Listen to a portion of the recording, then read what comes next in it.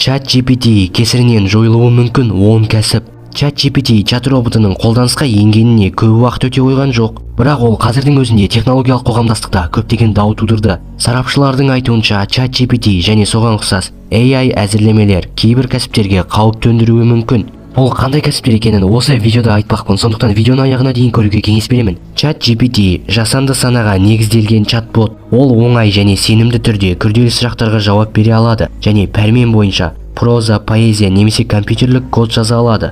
Business Insider порталының сарапшылары нейронды желінің дамуына байланысты толық немесе жартылай жойылып кетуі мүмкін. 10 мамандықты атады.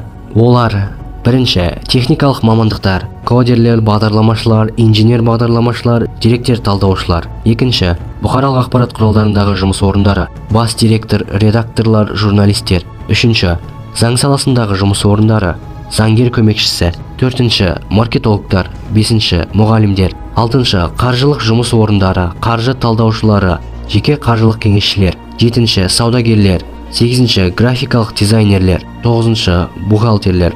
10-шы, тұтынушыларға қызмет көрсету агенттері.